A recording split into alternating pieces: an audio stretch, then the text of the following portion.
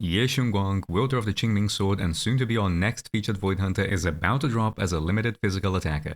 Alongside her is Zhao, an ice defense agent who is being handed out for free to all players, and together these two can absolutely demolish almost every single boss in the game.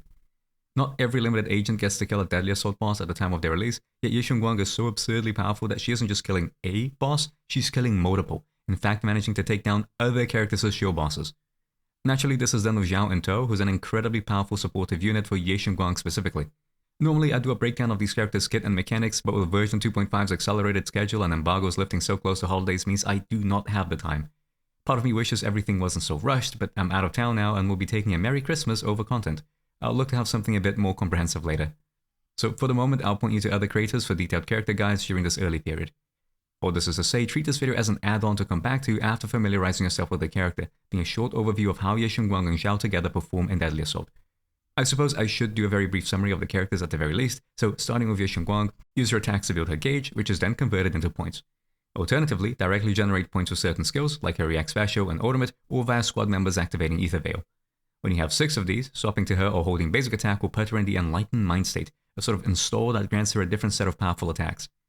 On top of that, while in said state, Ye Shunguang can benefit from the enemy's stun damage multiplier even when out of stun, capping out at 210%. She has a longer combo variant and a shorter combo variant, which to use depends on your circumstances. Focus on getting as many Enlightened Mind states as you can in a fight to shred enemies down. As for Zhao, she's quite simple. As allies attack or upon using certain skills, she'll build her gauge and or provide quick assists. When her gauge is maxed out via said skills or by swapping into her when already maxed, she'll activate Ether Veil Wellspring and trigger a quick assist. While in an Ether Veil, she provides hefty damage buffs that scale with her HP. Focus on cycling through her resources and ensuring that her Ether Veil is always up for critical burst periods. That will have to do for now. I've had barely over a day to pick up the character, get runs and put all this together, and while I'd have liked to take my time to sit down and figure out the puzzle that is how to route an encounter, I've had no such luxury. Which is to say, I'm absolutely certain there are many optimizations that can be done to these runs, so whatever performance you see here is likely not even scratching the surface of what these characters are capable of. I say this not to be conceited and to downplay my scores, quite the opposite. I find it important to call out so as to make a point. Getting this kind of performance with such little effort needed is no coincidence. Ye Shunguang, especially when paired with Dialyn and Zhao, more than lives up to the title of Void Hunter.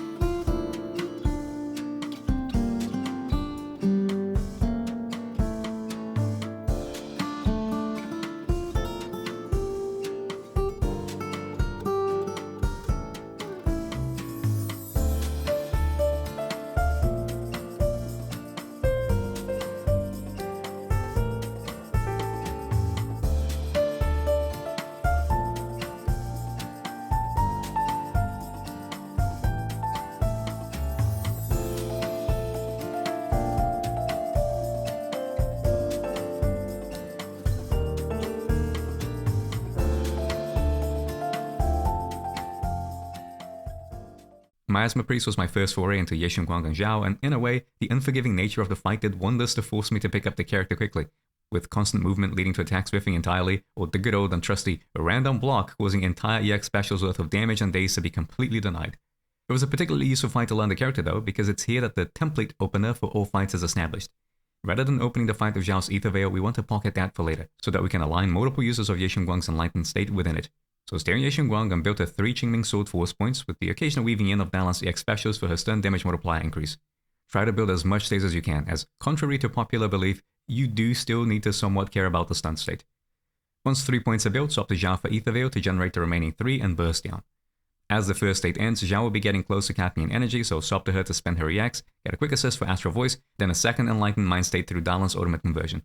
By the end of this burst, whatever boss it is you're fighting should be almost at stun point, so before ending the enlightened mind state, swap to Dialyn for a fast chain trigger, having enough room to fit in 2 uses of Shunguang's chain attack for damage and, more importantly, decibels. Zhao's Ether Veil should just about be running out at this point, but so too should her EX just about be coming back up, so weave in some Dialyn EX specials for King of the Summit, and then onto Zhao it is for an Ether Veil and Astral Voice refresh. Owing to earlier chain attacks, Shunguang should have her ultimate ready, being your entry into the 3rd enlightened mind state. This can more or less be applied to every fight with some minor modifications, being a relatively universal opener. From here though, it gets more specific. Engaging with Miasma Priest's parries is a waste of time and damage, so we want to skip it. To do that, we need both a lot of damage and ideally a way of delaying her actions for as long as possible after the first stun. Thankfully, Shunguang's mere existence covers the first requirement, and the ultimate finisher covers the second, with the hit stun it provides helping keep Miasma Priest in place and increase your chances of a skip. With Miasma Shield coming up, try to avoid going into an enlightened mind state during it. While it does shred Miasma quickly, it isn't a worthwhile trade-off given the damage loss from attacking into it. Zhao and Dialyn's ultimates and EXs do a good enough job at wearing down the shield and building days, which turns out to be quite useful. This also gives them the time to build resources, which you need as much of in the latter half of the fight. Once the shield breaks, Miasma Priest is likely to be at stun point, so reapply Zhao's Veil before it if you can. That should bring Shunguang's points up to allow for the 4th enlightened mind state and burst from there. Manual Chain is helpful here as it allows for some sneaky chain attacks near the end for extra damage and decibels. After which is back to Zhao to expend resources again, get a quick assist, then set up for the 5th enlightened mind state with a reapplication of the stun damage multiplier increase, then Dialyn's ultimate conversion. As before, burst in full with it. At this point, there might be a potential alternate route by making use of Shunguang's decibels, but I'm not sure whether or not it build back up in time for the end of the fight. The approach I took was to save it and wait for Zhao's Ether Veil to burst again, so as to not run out mid-enlightened mind state. There should be a bit of time before Zhao's gauges back up. Don't do as I did and dally around, overcapping Shunguang's resources, then needing to build points awkwardly after. But either way, it'll be enough for the 6th enlightened mind state. A full burst here should be fine, but cutting some airborne state basics may work out better as you want to fit in at least 2 more states after this. Once it's over, Dialyn's EX for days, which will be important in a bit, and for more King of the Summit. Then Zhao's EX for Astral Voice, and onto Shunguang for the 7th enlightened mind state. Miasma Priest should just about be at stun point as the full combo ends. The reason days matters is because if you don't stun at this point, you go into the Purple Cloak Onslaught attack, invalidating Shunguang's burst. Aligning the stun helps both keep the boss in place and give some chain attack prompts for damage to boot, although given the short amount of time left, it may not be worth doing. Regardless of how you handle the start of the stun, it's on to the ultimate finisher, then ideally Zhao for Ether Veil if you can manage her gauge better than I, followed by Dialyn for the 8th and last enlightened mind state. Given Miasma Priest died with almost 6 seconds to spare and a full state going unused, this is significantly overkill. There's plenty of room for optimization here, be it with King of the Summit upkeep, not overcapping on Zhao's energy for better gauge management, being more on point with Shunguang's EX special use, not wasting time on extended combos or unnecessary chain attacks, the list goes on. This was the first of the bosses I did though, so let's have a look at the second.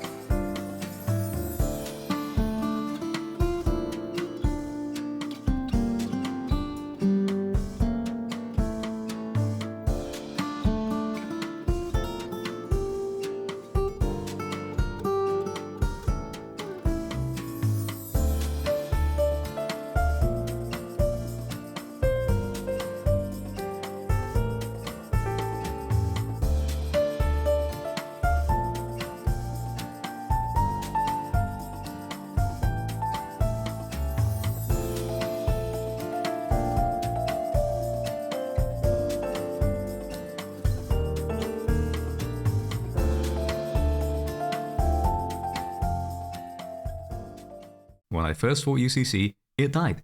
It did not need to be routed, as it was so laughably easy to kill that it didn't need much optimization. So I removed Dialyn's Vengeance and it died again, very easily at that, albeit this time it did need some modicum of structure. While this fight is usually one of the worst in the game to grind for owing to its horrible leg targeting behavior, random jumps causing attacks to whiff, and all in all jank hitboxes, Shunguang really doesn't care for any of these.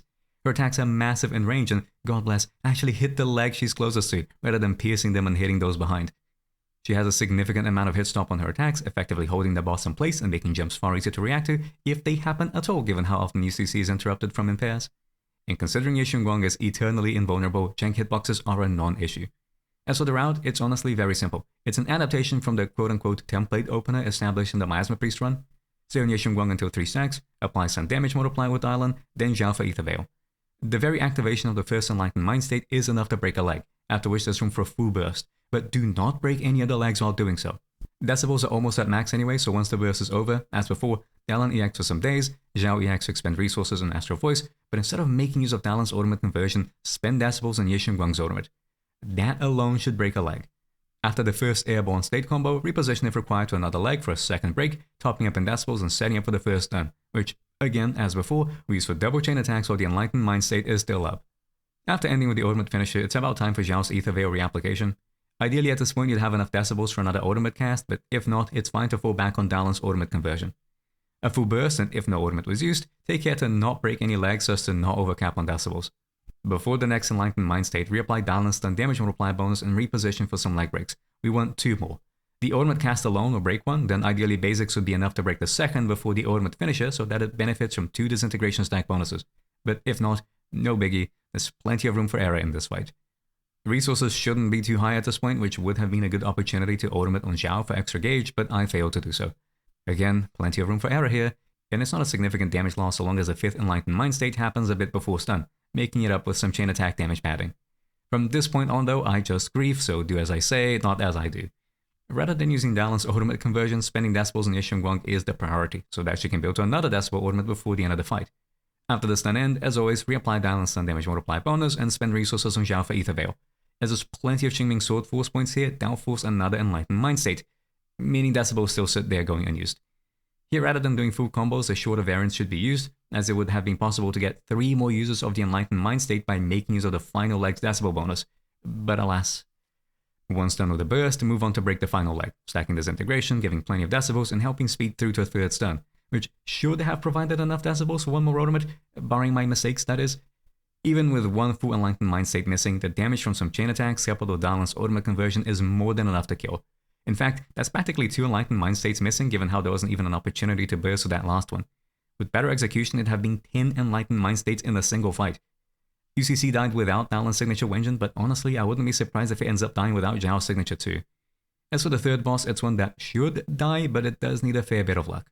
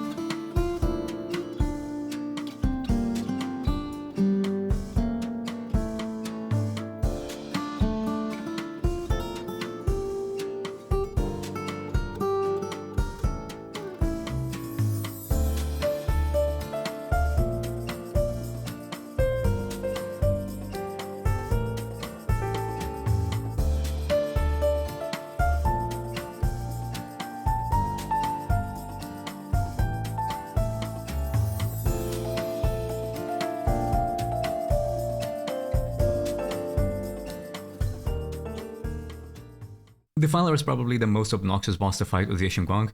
You need to defensive assist for adjudication stacks, but there's no real room to do this as every parry done is time not bursting in Enlightened Mind State or building resources for it. It doesn't help that when you do get an opportunity to go for them, Defiler will conveniently decide to not do any parable attacks for extended periods, causing stacks to drop off. Or worse yet, have buggy AI behavior, with the Shunguang's constant interrupts leading to patterns where Miasmic Blades doesn't get used, ruining runs.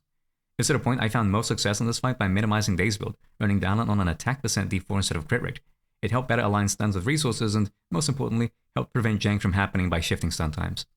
As with every Defiler run, 90% die within the first 10 seconds, as getting the parable spin attack is a necessity for early adjudication stacks. With how quickly Ye Shunguang gets her first Enlightened Mind State, it does wonders for her damage. Same template as always after it though, build points, apply Dialyn stun damage multiplier, Zhao Ether Veil, then burst. There should be room to do the full combo, but certain patterns can make it difficult, as if Ye Shunguang interrupts Defiler as she summons the soldiers, it can lead to wonky AI behavior. So I use a short one for consistency despite it being lower damage overall. Playing it safe is a pattern for this run, and in large part why it did not kill. Assuming no bugs, Miasmic Blade should follow shortly after, so wait for it to happen, then make use of its full adjudication stack refresh for an ultimate and then 2 short combos. The first coming from the Decibel ultimate, then another from Dialyn's ultimate conversion before the Defiler recovers.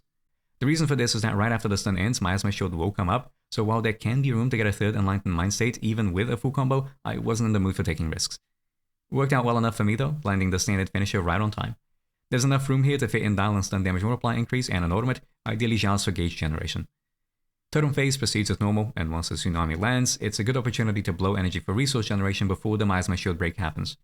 This ended up being a bit of a problem for me, as Zhao was able to trigger Ether Veil while inactive if some of her attacks land, which is precisely what happened. This can lead to some pretty bad misalignment or accidental activations of Enlightened Mind State when you least expect it, but it was salvageable with not too much of a time gap between it and Ether Veil.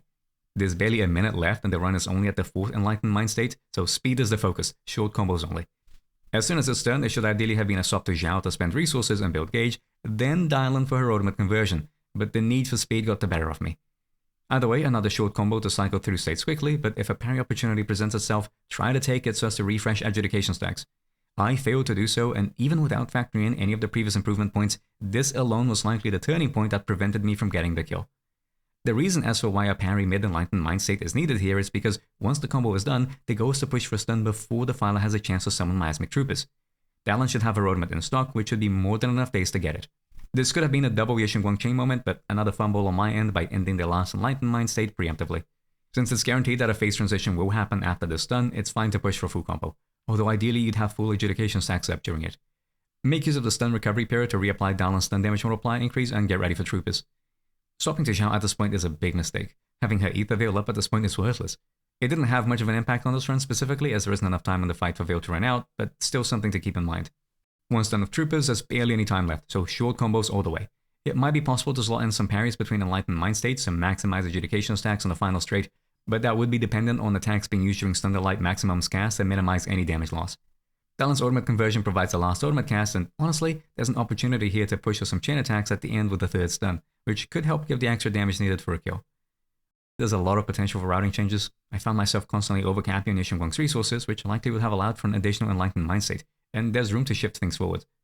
But even figuring out how to route Defiler was by far the most time consuming out of all bosses. By the time I knew what to look for and was well placed to actually grind for runs, I had no time left, so I needed to move on. At the very least, the next boss has very few mechanics to work around.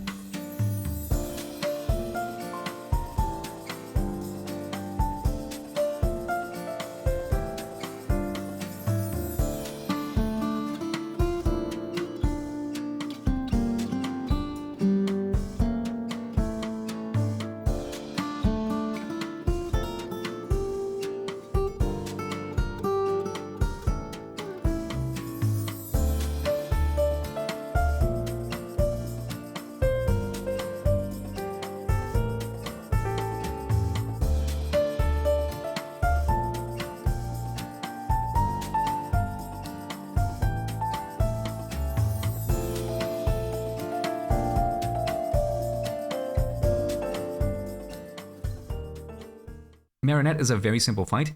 Other than the opener, clones don't make a significant difference. There's no damage bonus to be had, and it's not like extending the stun duration does all that much anyways. It does, however, show how sometimes being mindful of positive reviews usage is what can make a difference. Standard opener with gauge and points built on Shunguang, then Dialyn's stun damage multiply increase, followed by Zhao's Ether Veil. Full combo follows, and this time we really want the full one as delaying stun helps. This is the only part of the fight where killing clones matters, so the more time there is for Marionette to summon them, the better. Second Enlightened Mind State as usual with a Zhao EX for Astral Voice, then Dialyn's automatic conversion into another full combo. With how low Marionette's stage thresholds are, a full set of Dialyn EX special should be more than enough to stun, leaving just enough time for double chain attacks, which build the decibels needed for Shunguang Zhao. After a cheeky Dialyn and Zhao EX, that is, for King of the Summit, Astral Voice, and Ether Veil. Here there's only really time for a short combo, and that's with 4 clones skilled. Ideally 3 or more are needed so that Marionette doesn't teleport away before the ultimate finisher can get cast. With 5 clones skilled and some tight execution, it is possible to get a full combo here too, but chances are that even then it won't be enough, so playing it safe for short combos will be more consistent.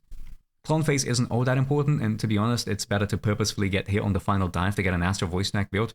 Not doing so is a mistake on my end, and in fact, most of the critical mistakes I made will follow shortly. Reapplying Dialyn's stun damage multiplier is the priority, followed by Zhao's ultimate, as the Ether Veil will be falling off soon. Here it's important to not spend Dialyn's ultimate conversion preemptively, as it should be saved for the stun period. Rather, wait for Zhao to have enough energy to EX, then swap to her for Veil Refresh and the 4th Enlightened Mind State. Her being Zhao, not Shunguang, as I did, I managed to get a refresh on Zhao by swapping to her, time to work with a grounded state, but ended up messing up the combo slightly and overcapping Zhao's energy. As the clock approaches 1:15, it's about time to look for a stun, but Dialyn's ultimate is far from necessary. It's better to open the stun with the ultimate conversion, as that allows for at least 1 Shunguang chain attack, and would help avoid overcapping on energy with Dialyn. This energy mismanagement in particular is quite the critical mistake, as it offsets Enlightened Mind States and tanked what could have been a potential 60,000 run to just under 58,000. No matter, as Marionette is guaranteed to go into a phase transition after, so a full combo is used. In fact, owing to the amount of clones skilled, the stun is too long even for that. Having chain attacks would have made up the difference, but the sloppy ultimate use took that opportunity away. Before Marionette goes invulnerable, try to reapply Dialyn's stun damage multiply increase, and most importantly, spend her energy, as we'll need at least 2 more uses of her ultimate conversion. Nothing remarkable about the second clone phase, other than Zhao's gauge being very close to max. As soon as it's over, after ideally getting hit for an Astral Voice stack, go to Zhao to EX and Veil Refresh, then burst.